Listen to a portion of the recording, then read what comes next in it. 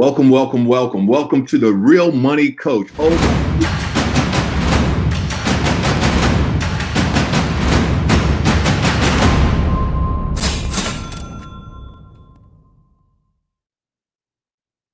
Welcome, welcome, welcome. The Real Money Coach. We ain't playing. Did y'all see that? What? I want to play that again. I am excited. Boy, I tell you, these guys, they just keep it rolling. Listen, tonight, we're talking about loans and debt, right? Is there good debt? Is there bad debt? How do you pay off your debt, right? And so it's going to be a very interactive session. I want you to go ahead and type where you're watching from. Come on now. This is the BCG. Last week, Texas, the state of Texas was rocking. So just type in, where are you watching tonight's production from? Because I'm thinking, I don't know, I want to say North Carolina is going to, show the love, show the East Coast flavor. That's what I'm feeling. So type in the chat box where you're watching from. My name is Marlon Smith, and I'm so excited. The Real Money Coach every week is really making a positive difference, and the feedback has been phenomenal. People have been sharing with us how much they've enjoyed, what we're doing, and it's just really amazing to be able to come together and share, right? We take off the mask and we're real. Oh my goodness, that's right. Charlotte in the house. All right, the McKinneys are in there. I knew North Carolina was going to rock the house. Who else is here? Come on, Austin, Texas. I tell you, boy, that Lone Star State, they don't play, Jack. So type in the chat box where you're watching from. We're going to see which state has the most participation, greatest participation tonight. So right now we got North Carolina and Texas. I really am, I'm thinking North Carolina is going to pull it out. Okay, but we're going to see. So type in the chat box where you're watching from. Listen, I'm so excited because tonight you're in for a real treat.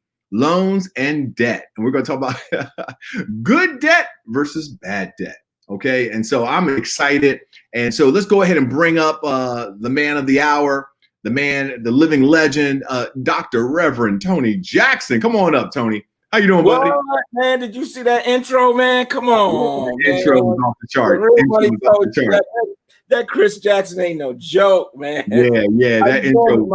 Marlon, hey, oh, I'm feeling great, man. I see we got West Palm Beach, Florida. Thank you, Sandra. Yeah. We're going to see which state wins tonight. All right, North Carolina. So your home state. Your home state. What's your home state? What's your home state? I'm in North Carolina, man. I'm claiming North Carolina. No, man. What's your home state, man? Where were you born? I was born in New Jersey. I was born in New Jersey. So yes, in New Jersey in the house. Okay. Yeah. I grew up in Maryland. I'm a Michigan man. I know we got some Michigan folks gonna come on.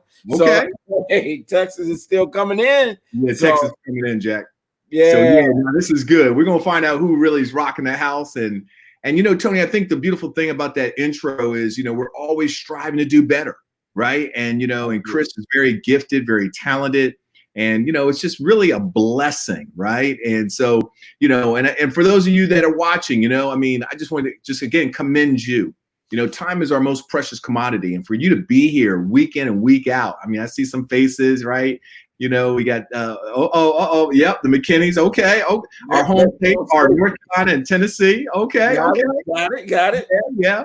But boy, that Texas, I don't know what y'all doing, Jack. Cause we got Mansfield, right? We got Houston. We got Austin. Come on, y'all. Come on, North Carolina. Come on. Don't let me down. Where's California, right? So yeah, it was exciting, man. But I just want to again say thank you to everybody who's here. Tony and I don't take this lightly.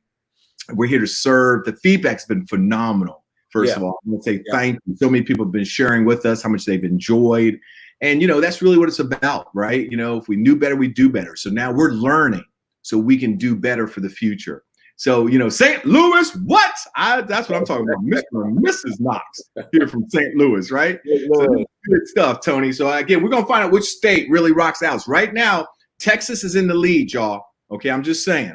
They got 3. But, I think Missouri, I think North Carolina, Florida, New Jersey, right? Coming in. There we go. Statesville. All right, Sharon Life is here. Come on now. All right, so 2. Texas, y'all, we coming after you. North Carolina, Look, I want everybody to go ahead and click the share button on Facebook so that your family, your friends can tune in. All right, because again, this is a family affair, right? And so, Tony, why are you excited about tonight's Man, loans and debt, man. As we're talking about loans and debt, see, you heard the phrase, I'm up to my eyeballs in debt. And there's a lot of people, man. There's a lot of people that feel that way. They feel like, man, I got more debt than I can handle, right? Right. And so we understand that there's some good debt, there's bad debt. And then there's a couple methods to get rid of debt that we're going to talk about. Okay. And so I'm excited about that because I think to have a debt-free life, to have a debt-free goal is pretty huge. And so, that's why it's good. And this is really our last defensive play. Okay. This is the last defense that we're calling. Next week we're going on offense, man. Come on, man. We're gonna take it on. So it's good to stop people from scoring points, but I like to score, man. I like playing offense, Marlon. Yes. I like having the rock in my hand, right? All right, okay, all right, Bowler. All right, brother. Reliving his memories, boy. The high school days. A flashback, right? Right. Yeah. So next week we're going to start talking about how to go on the offense, and we got a really good transition week next week. And so, but tonight we're going to talk about loans and debt, how to get the burden of debt off of you, right? Man, Tony, how to thank get the you, burden brother. of debt off of you. So that's really what we want to talk about today. Yes.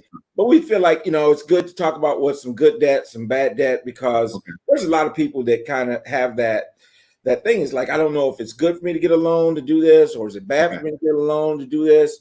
And so it's going to be really good. We want a lot of interaction. And so one of the things we want everyone to do, like Marlon said, we want everyone to share the page.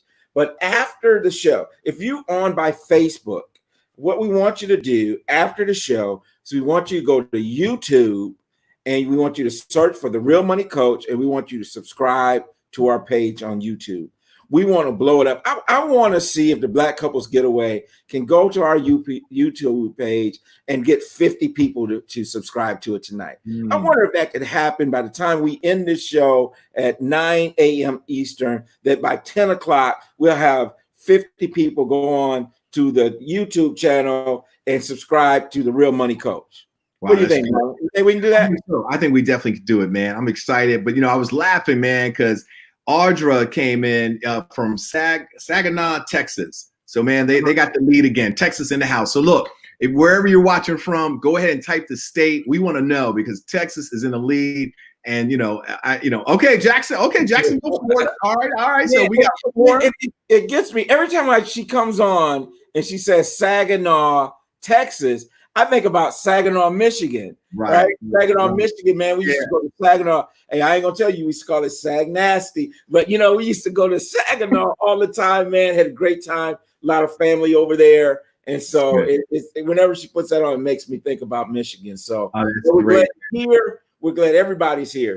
Yes, we are. Yes, we are. In all seriousness, we're a family, and I like a little healthy competition. So those of you that watching, if you haven't typed in what state you're, watching from or you're claiming, go ahead and type that in, because right now Texas is in the lead. Right. 4 to Texas, 2 to North Carolina, 2 to Florida, and then we got multiple other states. But really excited to have you here. Here's the thing, Marlon, I want to do this. You cannot participate in this because you're biased. I'll tell you that right. Next week, our competition, because there's something that happened, right? Someone came in from St. Louis, and then you were here, and I was watching Sybil Weeks, her little show that she does on YouTube. And tonight, the president of your fraternity was on there as a guest. And he's from St. Louis. So I think next week, man, we ought to have a contest. How many people can get as many of their fraternity brothers or sorority sisters on the call? Okay. Yeah, let's see. I like there. Let's see. And you can't participate because you are cap. I'm not in a fraternity, so I can be the judge. You can't be the judge. Right. But that might be a lot of fun to do too, just see how many AKAs, deltas, zetas, or sigmas, kappas, alphas, omega, all that. Let's see what we got next week. That might be kind of fun. Oh, that's awesome. Look at that. The McKinneys, they've already subscribed to the TRMC YouTube channel. So, that's what it's about. Thank you so much. And we're asking everybody to do that because, again, YouTube, once you hit a certain number, some other benefits and blessings come. So Tony, let's go ahead and get into the show, man. I mean, I like for you to turn it over to you and really, because again, good debt, bad debt. And I want to just set this up. One of the things we have to understand in the Bible, it talks about the borrower is a slave to the lender. Okay. And so, I think it's one of those things. Tony's going to unpack that because, when you're just in debt, that bad debt, it's almost like a weight on your shoulders. Right. And so we're going to be talking about that. So Tony, I turn it over to you, brother. All right, man. Good. So I want everyone to do this. I want everyone to do is to go out and in our chat box, let's name some things that you consider good debt. Let's see what you think is good debt. So as we think about good debt versus bad debt, what would you consider good debt? So put it in the chat box, things that you would consider good debt. And I'm just looking for some responses here. I'm looking for some responses. So good debt, I'm going to give you one. Some people would say that buying a home, there we go, mortgage is a good debt. Any other good debts? Anyone else have a thought of a good debt? What we do, we'll put house, all right? So let's look at the definition of a good debt versus bad debt. So a good debt is the kind of debt we use to buy assets. Like real estate, business loan, love that. Like real estate, stocks, businesses. The goal of good debt is to purchase items that we think will go up in value. So it increases our wealth. So if you're buying a home and a home goes up in value, we consider that good debt. Now, if you're not smart by buying the house, I mean, you could take something that's good and it may not turn out so good if we don't get the right type of loan and all those type of things. But and so it's good debt. So a home, a business loan. Now these things aren't without. Oh yeah, we still got the one up that says God debt. All right. So I remember it had that error. So mine I'm looking at is good, but I love it. That's a. Maybe that's not an error, right? So when you take money and you buying something that is going to appreciate in value, and there is risk, right? If you borrow money to buy a business, to start a business, there is risk involved in that because if the business is not successful, if it doesn't turn a profit, all those type of things. But generally speaking, it is something that if you've done your homework, in our last section that we will deal with in week number 8 is entrepreneurship. Okay. And said, nope, that's not an error. Gotcha. And so, and then the other thing is if you're borrowing money to invest, stocks, those type of things, mutual funds, that also has some risk with it. But generally speaking, we're expecting things to go up over time. And so those are things that we consider, quote unquote, good debt. Now, bad debt, the definition of bad debt is loans that we use to purchase items that actually depreciate or go down in value. And the number one thing people always think about is car. Car is not necessarily considered a good debt. It's considered bad debt. And I just asked the question, is there a time when a car might be considered good debt? But generally speaking, and some people can reply to that. I'd love to hear your thoughts on it. But most of the time people think of car as bad debt because if I go out and I buy me a 2020 car, regardless of the make, model, and I drive it off the lot, boom, the value has already decreased. And so I'm paying money on it, making a payment, I got interest, and the value is already decreased the minute I drive it off the lot. So it depreciates in value. Other types of loans that would maybe be considered bad debt might be, you guys name some. I mean, credit card debt. Most people think of credit card debt, or even, let me throw this out, payday loans, right? A lot of states allow payday loans. They allow things like, the pawn shop. You can pawn something, get a borrow money off of appliance or jewelry, and you pawn it. You can take it to the pawn shop, right? And that's really a loan if you plan on going back and get it, because you got to go back and you got to pay more for it to get it back than you gave them. So when we look at the whole list here, that we got credit cards, we got personal loans, payday loans, car loans are all considered bad debt. Doesn't appreciate in value, and many times the things that we're buying with that type of debt aren't things that are going to go up in value. Many times they're material things that actually are going to decrease in value. So those are all bad debts. And then when we look at the other side and we look at the good debts, again, some of the things that we named, right? Investment loans, right? So if we're borrowing money for an investment, now investment loan may not necessarily mean that you're buying stock, but you might be buying a equity share into a business, maybe a partnership. Those are type of investment loans, loans for purchasing income producing real estate. And we'll do a whole thing on real estate.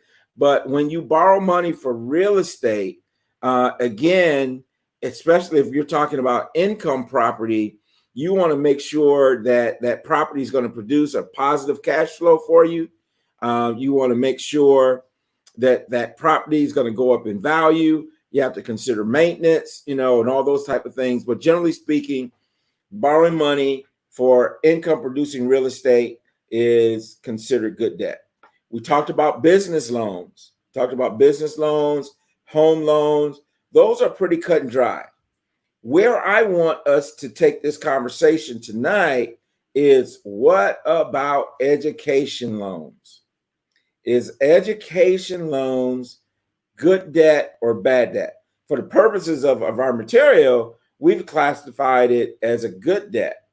But I'm asking you, do you think there's a lot of people whose opinion about education loans have shifted? Is it good debt or is it bad debt? Tell me what you think. Tell me if you think it's a good debt or a bad debt. So when we're talking about that, again, I think there's some parameters. I ain't hearing from nobody. Come on, chat. It depends on the major. Okay, Michael, I love that. He says it depends if it's a major. I think that's very true, because if you're borrowing a lot of money, and you have to investigate what you're majoring in. If that major doesn't produce the type of income that you need and you stuck with that debt, maybe that's not. All right. Mr. Kenny says if it takes you 20 years to pay it back, that may not be necessarily good debt, right? So education loans, I think, can go either way.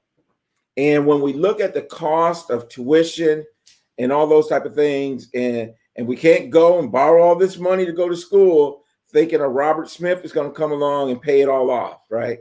Or I'm not sure who it was that did it at Spelman, went in and paid off all the tuition loans. But so we have to be careful about what school we go to, out-of-state tuition versus in-state tuition, good debt versus bad debt. Can you save some money by going to community college for a couple of years and then go to the university? Can you save money by doing in-state school versus out-of-state? Can you get scholarships? All those type of things are all factors. And we know that when you default on that student loan debt, they're coming to get you. They're coming to get you. So it's very important that we make sure that we properly manage those things. So, and someone said, if it takes you 20 years to pay it back, it's not good debt, right? And so there's real nightmares out there. And we know that the number of people who graduate and the amount of debt that they carry in student loan debt is really tremendous. And so I think with all debt, you have to be careful.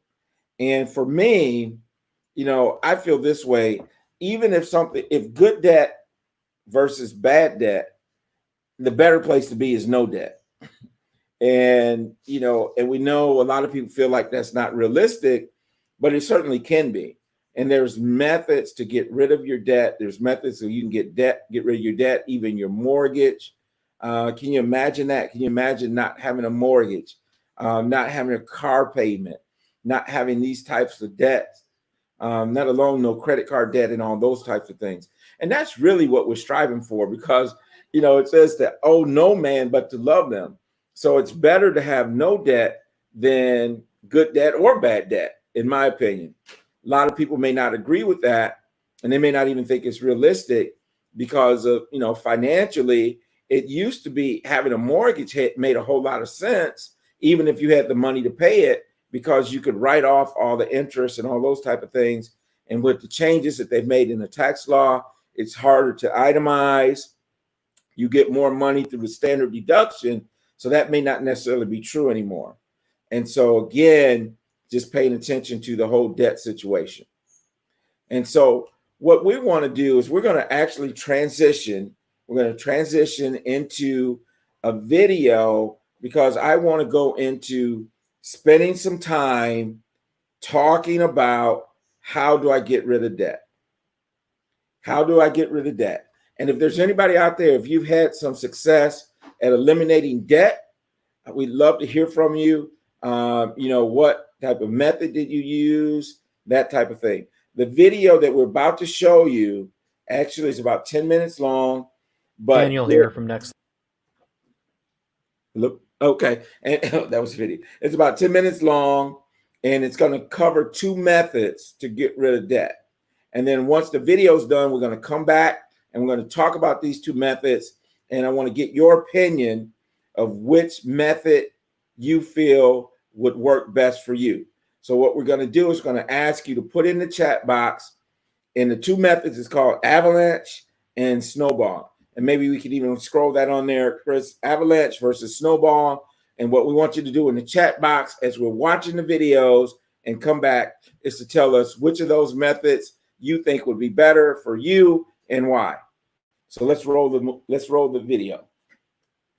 Everyone, Daniel here from Next Level Life, and today I realized that I've been ignoring another big area of personal finance: debt. And I don't know how I can be a self-respecting personal financial YouTuber if I don't at least touch on that subject. So today I'm going to be talking about debt. More specifically, I'm going to be talking about 2 very popular ways that people try to pay off their debt. And that is the debt snowball strategy and the debt avalanche strategy. I'm going to be talking about how both strategies work, as well as the benefits and downsides to each. And then I'm going to wrap it all up by comparing the 2 in a very similar example to see which one actually works better. First, I'm going to be talking about the debt snowball. How does it work?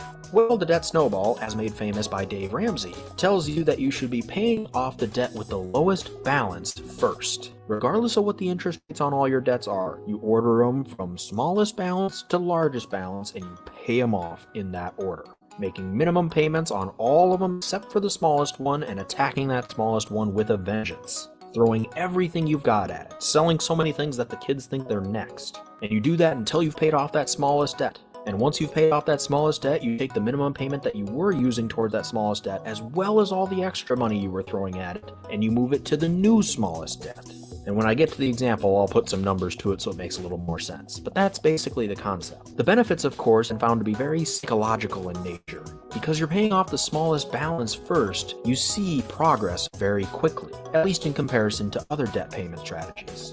And as each month goes by and you pay off more and more of your debts, you get less and less bills coming into the household, and that motivates you even more to continue paying off debt. The momentum continues to build up until you're finally debt-free. That's the theory anyway, but there has actually been some evidence to back it up. In fact, the Harvard Business Review did do a study recently and found that people using the debt snowball did tend to actually finish paying off their overall debt more often than people who use other strategies. But that's not to say that there aren't downsides to using this strategy as well.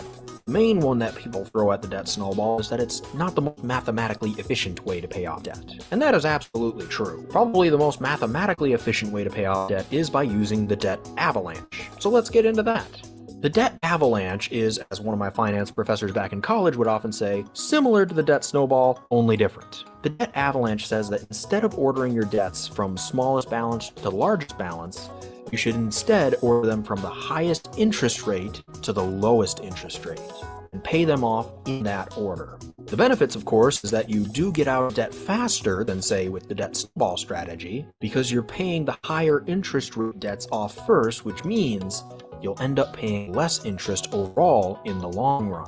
And with more of your money going to principal, the debts do get paid off faster. The downsides to the debt avalanche, in my opinion, are that it doesn't really take emotions into account. And as I said a moment ago, studies like the Harvard Business Review have found that the debt snowball does tend to lead people paying off more of their overall debt in the long run. So let's go through a quick example here to show how these two strategies work. Let's take John and Jane.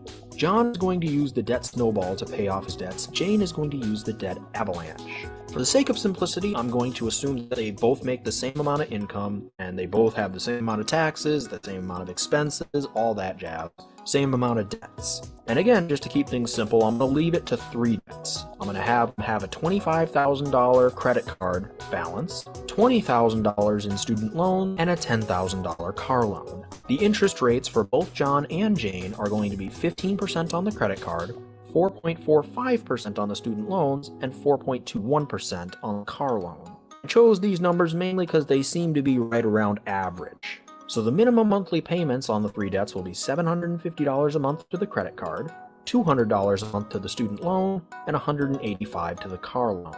The income for both John and Jane is going to be $59,000. They're both going to have expenses of $24,000, and as for taxes, they're going to take the $24,000 standard deduction and pay about $8,750 a year to the government, which means that both after taxes and expenses are going to start with about $1,052 left over at the end of every month after making their minimum payments on their debts. And I did the numbers this way because it leaves the credit card balance as the biggest balance and the highest interest rate. So we're going to see as big a difference as we can between the debt snowball and debt avalanche. So we'll start with John. As I said, John will be using the debt snowball to pay off his debts. Since he's using the debt snowball, he's going to start by trying to throw everything he's got at the car loan, which is $10,000 in his case. He'll make the $185 minimum payment on the car loan, as well as the $200 and $750 payments on the student loans and credit cards, and throw all of that $1,052 that he has left over at the end of the month onto the car loan.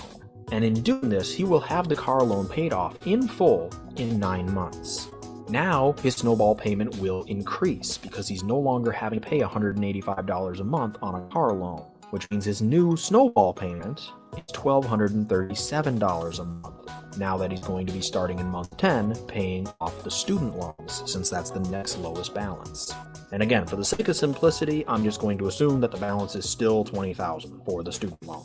So starting from month 10 of his debt payment strategy, he will start knocking out that student loan as fast as he can. And running the numbers, we find that at the end of the 23rd month of his overall debt payment plan, he has knocked out the student loans completely. Now, all he has left is that credit card bill, which again, for the sake of simplicity, I'm going to assume is still $25,000. John's snowball payment again increases because he's no longer having to put $200 a month to make the minimum payments on his student loans, which means his snowball payment goes from $1,237 a month to $1,437 a month. He makes the minimum payment on his credit card and throws all of that snowball payment at it as well and pays off the credit card in full at the end of the 35th month. So in about 3 years, John managed to pay off a $10,000 car loan, a $20,000 student loan, and a $25,000 credit card bill. But how does that compare to Jane? Jane is using the debt avalanche, as I said. She has the same debts, same income, same expenses. Except she's paying off the debts in a different order. Using the debt avalanche, she pays off the debt with the highest interest rate first, regardless of balance, meaning that she's going to throw everything at the credit card bill right from the start. And what we see is Jane takes quite a long time to get that credit card bill paid off, which is understandable. It has a very high interest rate and it was the largest debt to begin with. But whereas John managed to pay off his first debt and see some progress at the end of 9 months, Jane doesn't see any progress until the end of the 16th month, almost twice as long as John. However, on the bright side, she does have the credit card bill paid off in full, so the biggest hurdle has been done. And her snowball payment, which again started at $1,052, just like John's, has now increased to over $1,800 because she no longer has to make the $750 credit card bill minimum payment. And she can throw all of that at her student loan, which is the next highest interest rate at 4.45%. She'll do that starting in month 17 of her debt repayment plan, and she'll have it paid off in full by the end of the 26th month. Now all she has left is the car loan. And she can, again, just like John, take that $200 that she no longer has to pay for her student loans and lump it into her avalanche payments, which is now over $2,000 a month. So as you can imagine, she pays off that $10,000 loan pretty darn quickly. In fact, by the end of the 30th month, she is debt-free. So she managed to pay off the same amount of debt as John in 5 fewer months. And the big reason for that, of course, is the difference in interest payments that these two made. John, using the debt snowball, kind of left his credit card bill until the end. It was the highest balance, it was the highest interest rate, he accumulated a lot of interest payments. In fact, he paid over $10,000 in interest over those 35 months. Meanwhile, Jane, in her 30 months of debt repayment, only paid about $4,700 in interest because she knocked out that credit card right away. So looking at the two and comparing them, there's not really any question as to which one's going to get you out of debt faster. The debt avalanche will get you out of debt faster, if you stick to it. The big reason why the debt snowball is so popular, though, is because it's very hard to stick to the debt avalanche when you're not really seeing any tangible progress for so long. Remember, Jane did not have her first debt paid off until 16 months into her debt repayment strategy. That is a long time to not see much progress, even if you know it's going to a good cause. So which debt repayment strategy is right for you really comes down to just knowing yourself and how you would handle these sort of situations. Which is going to motivate you more? Knowing that you're going to get out of debt faster even when you're not seeing any tangible progress right away? Or seeing tangible progress, seeing less and less bills coming in the mail every month, even if it means you're going to pay a little bit more interest in the long run? So what did you think about these two debt payoff strategies? Have you heard of them? Did you learn something? Do you have another debt payoff strategy that you're using? Let me know in the comment section below, and don't forget to like, share, and subscribe. And I've got a lot more of these finance videos coming. I will be uploading every single Friday at 4 p.m. Eastern Standard Time. So with that being said, thanks for watching, and have a great day. All right. So we got two methods of paying off debt. Just a real quick review. Still waiting to hear from you all. What do you think it would work best for you? The avalanche method or the snowball method? So again, review of the debt avalanche method. And so with that, what you do is you pay your highest interest rate debt off first. So again, you're going to pay your highest interest rate off first, and then after that, you move to the next one. So what you're doing is you're attacking these by the amount of interest that it's being charged to you. So the highest interest rate first. Now, the benefits of using the debt avalanche, again, is that mathematically, you will get out of debt fast. Pay off your mortgage in the next 5 years. So strategy number one is bi-weekly payment. All right, there we go. So here we go. So the benefits is that you'll get out of debt faster. You'll pay less in interest. The downside is that did I do that? The downside, of course, is it doesn't take emotions into account. And so because you're not taking emotions into account, you got to be a little bit stronger, right? You got to know a little bit more that it does. And so those are really the two methods. And I see Ms. Mitchell said snowball method. Nisi said using the avalanche method we're using the avalanche method mostly, and it works for us.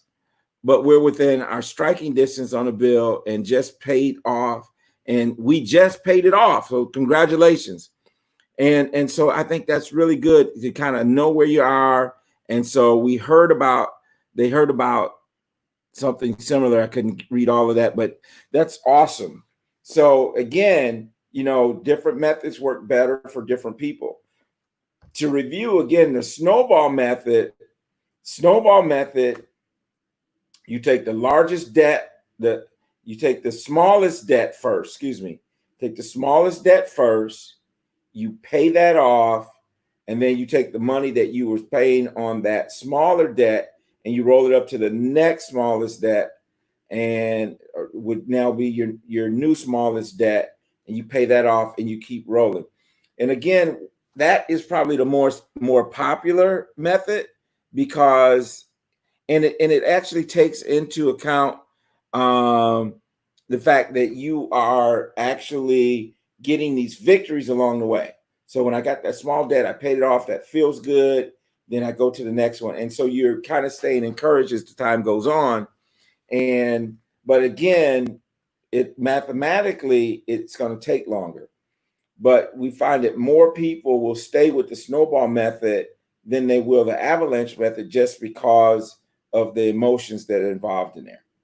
Now, one of the things that I think you have to also consider is when I, even when they're talking about the snowball method and she paid the car loan off first, I think you got to prioritize your debt too.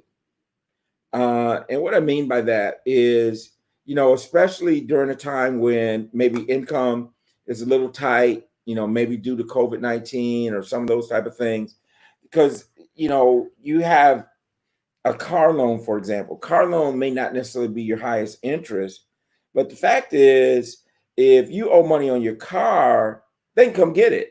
If something happens and you don't pay it, they come get the car. If you're not paying your mortgage, you can get, or your rent or whatever, you can get put out. So I think we have to also consider there's other things. Student loans. If you owe money to the government, that's really what student loans is. And so they can garnish, they can levy.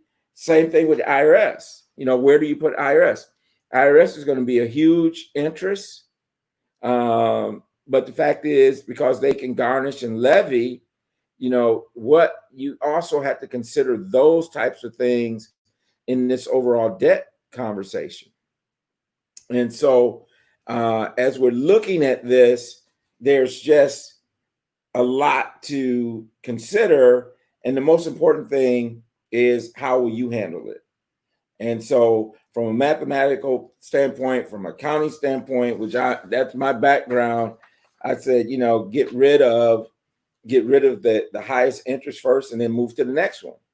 But again, if that doesn't work for you, then it doesn't work. So one of the things I wanted to bring up tonight as we're talking about debt is, how do you feel about loaning and or borrowing money from family members, friends and family members? Let's talk about that. Is that good debt, bad debt? How do you handle when you are either loaning money or borrowing money from a family member? Anybody ever been in that position where they owed a family member, and how does that work? Has it worked out for anybody that's listening tonight in terms of, borrowing from the? All right, Nisi said, no, don't do it. Don't do it as the loaner, as the borrower, or the lender. Now we know this. We know this. The Bible says what? It says that the borrower is subject to the lender. All right. She said, I don't loan. If I can't give it, then I don't loan it. And I think that's really where we want to go. And that's the perfect answer to the question, because if you are loaning money to family member or friends, my opinion is, if you got to have it back, then you shouldn't do it. You shouldn't do it. You're better off to give it than to borrow it or loan it. And I love what she's saying. I love what Michael's saying is borrowing money from family is a really bad idea. Because what happens is that when you start borrowing money from family members and you start or friends, and two things can really happen that can really sour a relationship. Is that number one, you're expecting them to pay you back, and then they don't pay you back. And you looking at, they've gone on vacation, you looked at they've done this, they bought this, and you're thinking, well, you owe me money. What are you doing with a new purse? You owe me money. What's going on? You just got a new car. You owe me money. And so I think you really have to be careful. And then on the other side of it is if you're the one borrowing from a family member with all great intentions of paying the money back, and then life happens and you're not able to pay that money back. And now you got to look at your family member, your friend, or whoever it is, and you have this guilt that you're carrying because you can't pay it. And so I think whenever you start to borrow money from family and friends, you have to be very, very careful. And I like a lot of you say, hey, I don't do it. And it's to the point where it's not that I won't loan the money. You pay me back if you want. But in my mind, I'm just going to give it to you because I don't want, $100, $200, whatever it is, whatever amount. I don't want it to come between our relationship. So if I have it, then I give it to you. If I can't give it to you without you paying it back, then does that mean I really have it or not? The question is probably not. And so stay away from it. That's my opinion. Stay away from loaning money, borrowing money from family and friends, because that can really be dangerous. And with anything, I guess if it's not in writing, then you're really subject to all kinds of things. So that's interesting. That's always gets a lot of responses and a lot of emotions going when we talk about whether or not we want to borrow money from family or friends and that type of thing. So Marlon, have you ever been in a situation? What's your opinion on borrowing money from family and friends? Yeah, man. I have, and I think you're really right, Tony. As far as, if you can't walk away from it, then I say don't do it. Right. Meaning that, okay, somebody says, okay, I'm going to pay you back. I've had people, avoid my calls. Right. You know what I'm saying? Like, I see them at a social function. They stay at the other side of the room, when they owe me money. So, I think you're right, man. And I don't really have a hard and strict rule. But I think one of the things that I really believe is, you do unto others as you'd have them do unto you. And, people can have the greatest intentions, right? To say, okay, I'm gonna pay you back. But, life happens. And I don't think people are ill-intentioned, but, life happens, right? And so I think for me, my thing is, okay, if I give this money, I do expect it back. However, if it doesn't come back, it's not going to crush me, right? And not just crush me financially, but even emotionally, right? So I have to be, in my mind, giving it as a gift, I guess. And if I get it back, so be it. Yeah, and that's how I think you got to look at it. And that saves the relationship.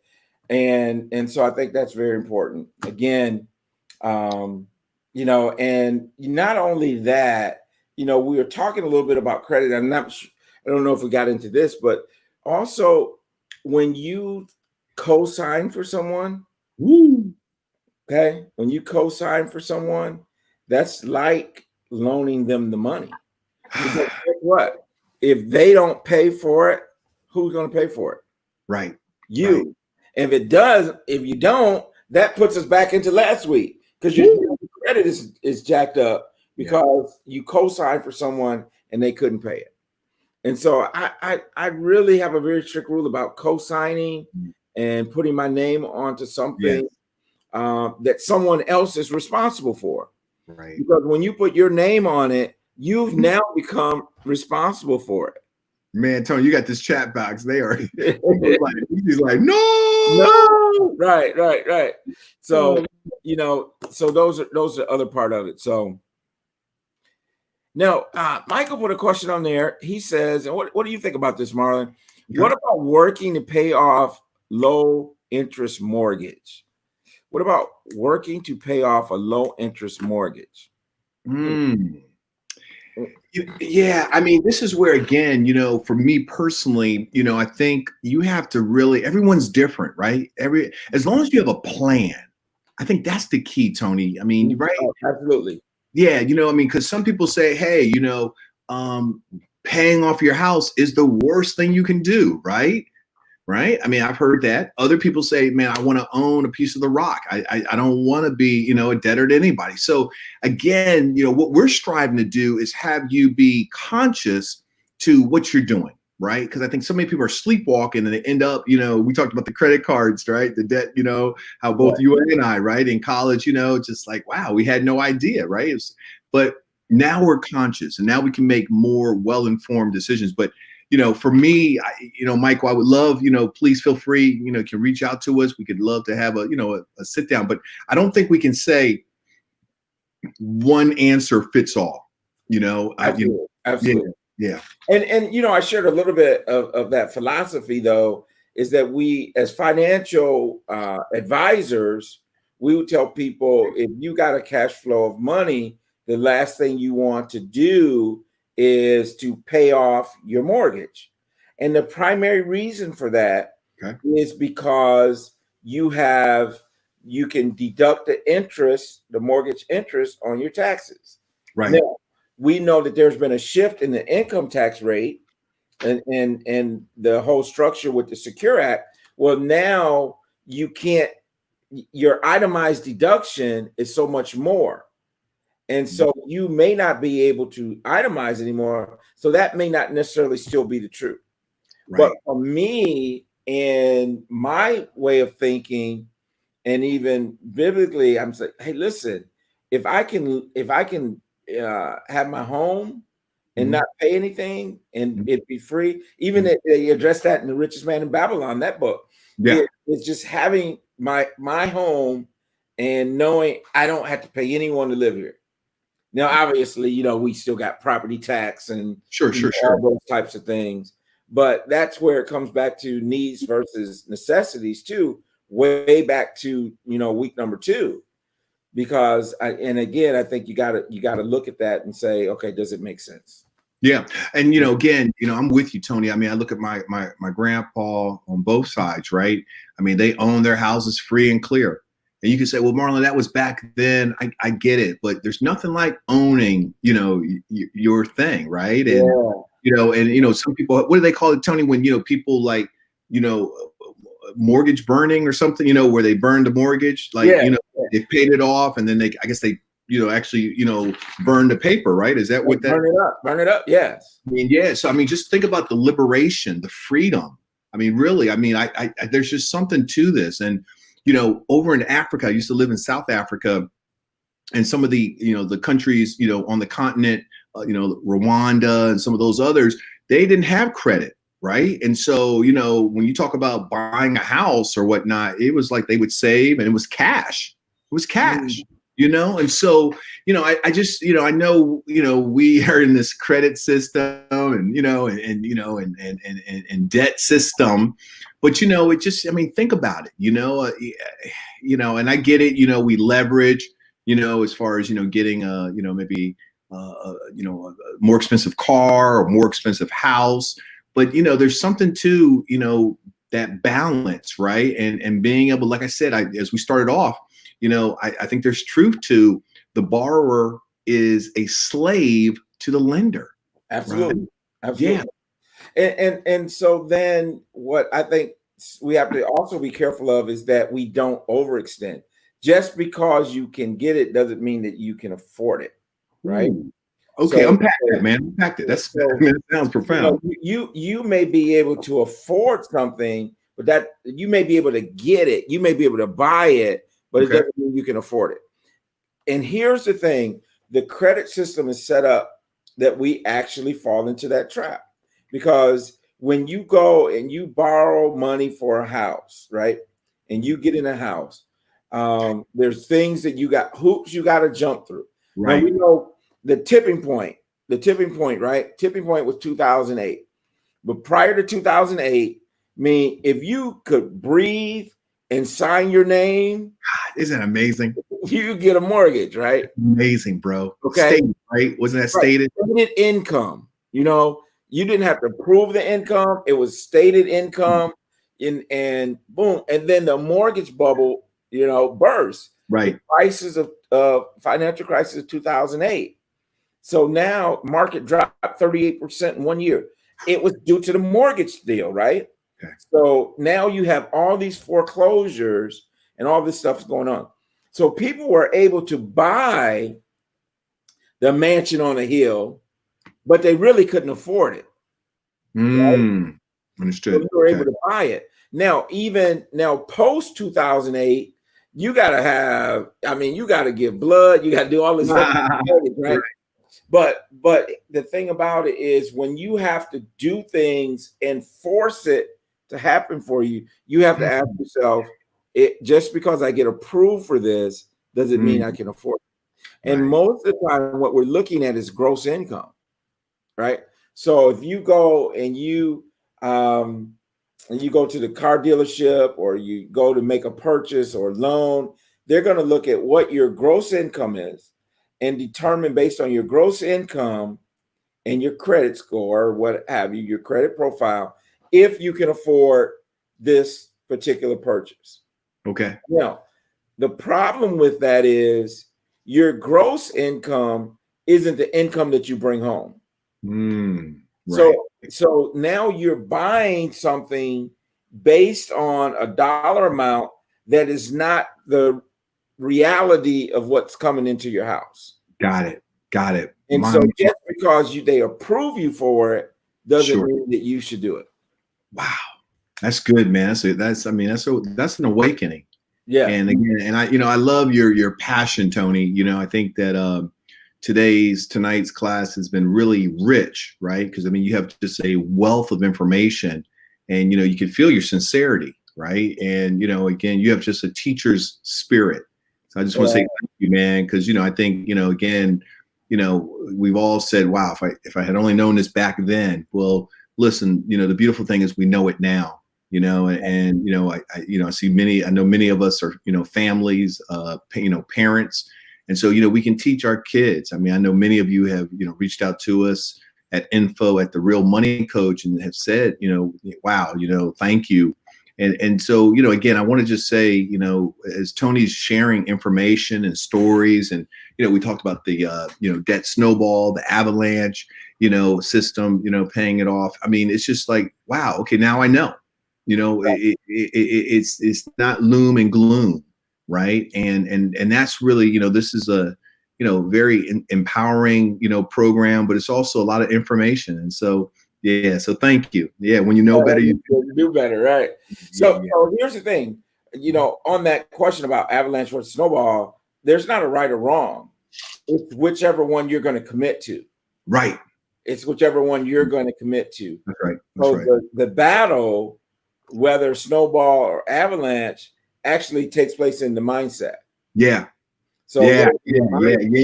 Oh, that's man, the one that's going to do it. So here's the thing. Here's the thing I want to do. Marlon, a few weeks ago, we challenged people who's going to save $1,000. Oh, don't think we forgot. Don't think we forgot. I wonder who's doing well on it. Has anyone hit their $1,000 of savings since we talked about that in week 2? Whoa. Did anyone hit $1,000 of savings? That was one of our goals for this group, is to get to $1,000 of savings. Some said they were going to do it as a couple. Some said individually. I'm just going to have a quick check-in. Who's working on getting to that $1,000 savings? I like that. Yeah, so, please. And again, we're family, right? So we're just, this is some positive reinforcement. where we come together. So yeah, okay, boom. I see a smiley face. All right. Yes, sir. Okay. All right. Congratulations. Yes, yes. And so the thing about it is too, I want to just encourage everyone. Yeah. If you haven't started, you start today. Sure. So don't beat up on yourself about what you haven't did or did do or didn't do and all that rigmarole. Just start today. There you go. So and just get the wins. Maybe you start with $25 a week. If saving $25 a week is new for you, start there. Start that habit. That's good. And then you can move it up later. But let's just get in the habit. Let's form some new habits. Wow, look at this, man. I see that. 700 saved, and that's just me. My husband is the saver. Wow, look at that. That's awesome. That is awesome. Yeah, that's hot. I just want everybody to know I'm drinking. This is root beer. Okay, I know many of you are like, man, Marlon's been drinking rum and Coke. I mean, what's going on? But no, it's just root beer. I love root beer, man. My kids got good. Celebrating, okay. So they've got their 1,000. Halfway there, man. Miss Valentine, look at this, man. Look, that is victory, man. That is victory. Awesome. People halfway there, they've got their 1,000. I love it. I love it. Congratulations to all of you who are on the right track. That's right. If you haven't started yet, start this week. Check in with you again. That's right. Good, Tony. Celebrate everyone who is saving, and that's wonderful. That's wonderful. That's awesome. That's awesome. So I like to, as we're about to wrap up, what did you learn from tonight? What's your takeaway? Again, we don't just do this just for, just to be passing time. We do it. We're very intentional. The video, I think that was phenomenal. Debt snowball, avalanche. So, what are you taking away? I know some of you may say, well, I'm going to save. I see other couples saving. So, keep in the chat box, what are you going to take away from tonight's class? Right. And let's go ahead and type it in the chat box so we can celebrate with you, and so that we can really just say, okay, wow, it's nothing like, there's power in the spoken word. And I know we're in this forum where, we type our thoughts, but still, when you put it out there, and we're going to read off everyone, what's your takeaway? What are you going to do? What's one action item you're going to do as a result of tonight's show? So please type that in the chat box, because again, this is where we build even greater momentum. We build greater momentum. So, okay, here you go. And one of the things, Marlon, I just want to say is that, when they put it in the chat box too, it's like putting it in writing versus us just verbalizing it, right? Yes. So you put it in writing, it gets verbalized, you hear it from us, that there's like a psychology behind that. That's right. But one of the things I wanted to mention is one of the most important things about deciding if you're going to do snowball or avalanche is there's something that everyone, whether you do one or the other, that you got to do. Okay. It's something that everyone has to do. And that is, you have to write down all your debts, the interest that you're paying, and the amount that you're paying on them. Mm-hmm. Because how many of us are just paying things as they come up, or we have them automatically come out? We're not really paying attention. We don't know what the interest rate is on that credit card. Right. We may not know the balance. So the one thing that you have to do, regardless of which method you use, is you have to write it down, write down the amount of the debt, write down the interest rate, and write down the payment. That's good, Tony. Let's see what some people have said. Yeah, let's do it. So Michael Lewis, right? Takeaway is there's no right or wrong way to attack debt. Understand your situation and commit to it. Thank you, Michael. I mean, that's really powerful, right? And again, understand your situation and commit. That for me, commit. And I like also you attack it, right? It's a sense of urgency, right? What Tony showed us tonight is, that interest, right? It's just, building. But if we're like, I got to pay this thing off, right? Boom, I'm free.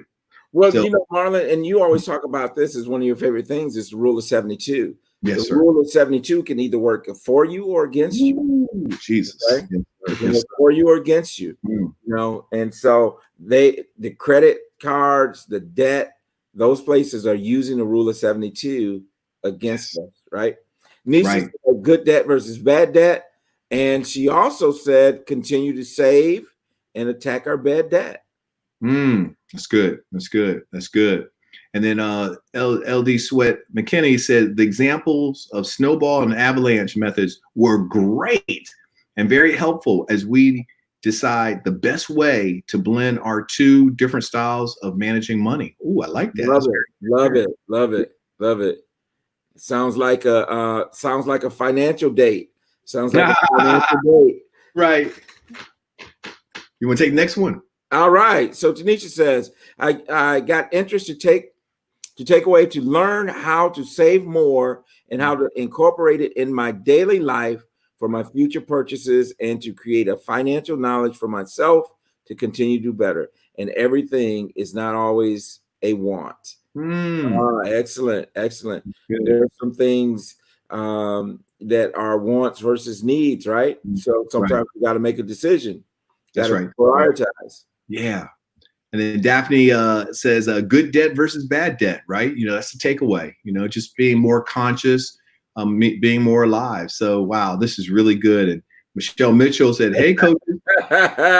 Michelle Mitchell, our expert, she's been on our show a few times. You know, our Real Money Coach on Thursday nights at 8 p.m. Michelle is a wealth of knowledge. She's done a wonderful job for us. So shout out to Michelle Mitchell, Mitchell Consulting in Kalamazoo, Michigan. All right. Brother loves Michigan, y'all. Y'all can see it. Yeah. You know. So yeah, Tony, any final words, man, before we go ahead and wrap it up, man? Well, man, it's been another great session with the Black Couples Getaway. We always have a ball when we come in, and she said, Miss Sweat McKinney says, we have set a weekly financial date. Thanks. All right. So we love it. We love it. So have a date with your money and your spouse, your significant other. Make sure you get time in and have a relationship with your money, right? Because what did we say? If you don't tell your money where to go, it'll tell you where to go, right? Right. Love it. Love it. So good. Right. So good. So yeah, so family, this has been great. You know, Nisi said you're welcome. See, that's the power of this. I mean, check it out. She said you're welcome. Eric and I will meet tomorrow night. And then I see, you know, thanks y'all. You know, and again, you know, we're just creating a safe environment. You know, an environment where we can come together and just share. And so, you know, I want to say thank you and you know, thank you, JD and Shelly, you know, Davis, you know, the founders of the Black Couples Getaway. For just really, you know, saying, you know what, we can do this thing and we can be a blessing to others and so on and so forth. So with that being shared, as Tony said, you saw he got excited.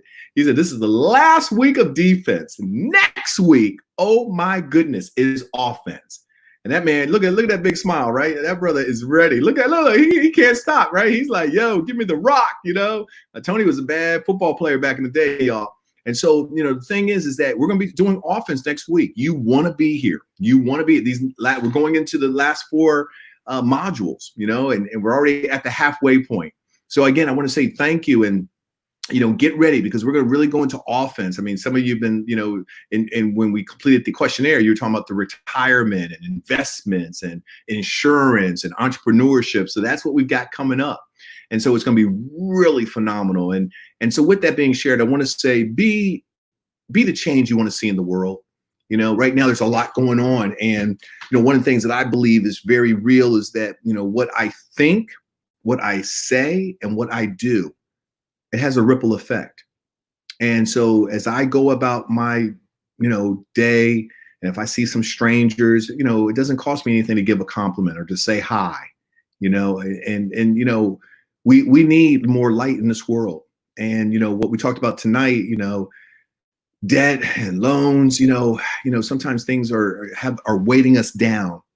But I really believe that when we have the freedom to be a blessing and share love and share joy and share peace, it can help others lift their spirits. So with that being shared, I say, be the change you want to see in the world, right? And let's each one teach one. So with what you learned tonight, you got the workbook, share with your family, your friends, right? Because, if people knew better, they do better. And really would love for you to go to, our YouTube channel and, look up The Real Money Coach and go ahead and just subscribe. Again, we're looking to get to this next benchmark with that. So we need some more subscribers, and in that, you'll be able to get additional information from us. I mean, it's really phenomenal. As Tony said, we've got a Thursday night series, and that's where we host all of those phenomenal programs where we interview experts, in this arena. So having said that, I am Marlon Smith, and on behalf of Tony Jackson and the Real Money Coach team, we say thank you. And so live with purpose. And as we close out, if there's any, what's your one word that you're taking away from tonight, or if you want to share anything that you learned, type it in the chat box and we'll close out that way. So with that being said, remember, a vision without action is just a dream. A lot of action without a vision is merely a passing of time. But a vision, come on, somebody, a vision with action can change the world. Stay blessed.